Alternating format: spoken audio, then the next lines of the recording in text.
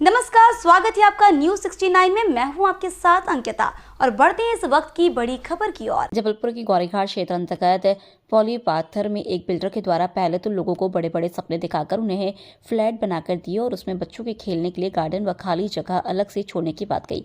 वहीं जब कॉलोनी सुख सागर नाम से बनकर तैयार हो गई, जिसमें करीब 350 लोगों ने फ्लैट लिए और रहने लगे, लेकिन धीरे धीरे समय बीतने के बावजूद भी खन्ना बिल्डर के द्वारा ना तो सुख सागर वैली में गार्डन बनाया गया, ना ही खाली जगह रिक्रिएशन के लिए छोड़ी। कई बार कॉलोनी वासियों ने बिल्डर से गार्डन की मांग की, लेकिन खन्ना बिल्डर के द्वारा कॉलोनी वासियों की बातों को अनसुना कर दिया गया। इतना ही नहीं, कॉलोनी वासियों का कहना है कि गार्डन की खाली भूमि पर खन्ना बिल्डर के द्वारा स्वयं के उपयोग के लिए निर्माण करा लिया गया, साथ ही कुछ भूमि विक्रय कर दी गई। वहीं कॉलोनी वासियों ने अपने साथ हुई धोखाधड़ी की शिकायत नगर निगम आयुक्त से कर खन्ना बिल्डर के द्वारा की गई धोखाधड़ी पर कार्रवाई किए जाने की मांग की है। जबलपुर से न्यूज 69 के लिए वाजिद खान की रिपोर्ट।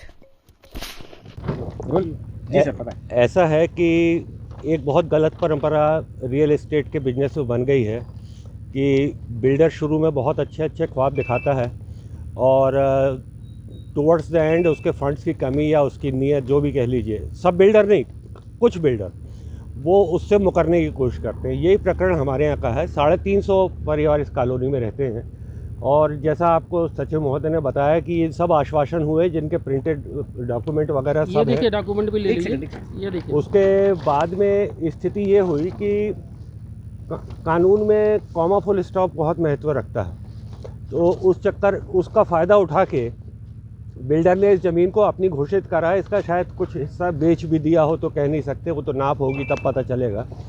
और इसमें हमारे बच्चों को खेलने से भी वंचित किया। जब 350 परिवार रहते हैं तो टीएनसीपी के भी रूल है, भूमि विकास निगम में भी है, 2 तरह की ज़मीन छोड़नी पड़ती है। एक तो बगीचों सड़क वगैरह के लिए खुली ज़मीन और दूसरी रिक्रिएशन के लिए ज़मीन। दोनों करीब 10-10% होते हैं।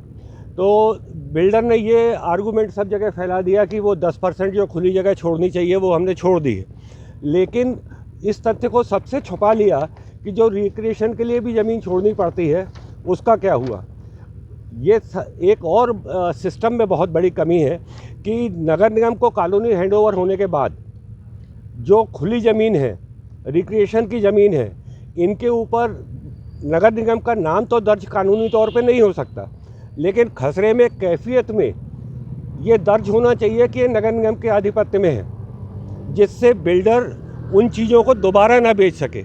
ये एक बहुत बड़ी फ्रॉड क्या लकूना है फ्रॉड करने के लिए, जिसका बहुत सारे बिल्डर, फिर मैं बोल रहा हूँ बहुत सारे बिल्डर, सारे नहीं, इसका दुरुपयोग करते हैं। यही हमारे यहाँ हो रहा था।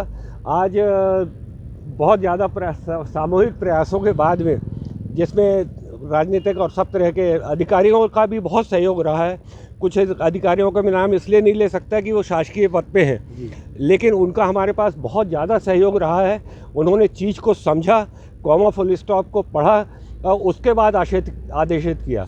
आज भी बिल्डर हमारे को धमकाने के लिए यहाँ पे खड़ा हुआ था। बिल्डर के आदमी धक्का मुक्की कर रहे थे, लेकिन जैसा आप लोगों ने देखा, सब कुछ अंत भला तो सब भला। अभी भी ये R1 क्षेत्र पूरा खाली नहीं हुआ है, कुछ तकनीकी कारणों से। हम उम्मीद करते हैं कि वो जो तकनीकी कारणों से अभी खाली नहीं हुआ है वो भी शीघ्र खाली हो जाएगा। बस मेरे पास इतना ही कहने के लिए है। मेरा नाम दीपक कुमार गुप्ता है। इस खबर पर आपकी क्या है राय, हमें कमेंट सेक्शन में जरूर बताएं। तब तक के लिए धन्यवाद।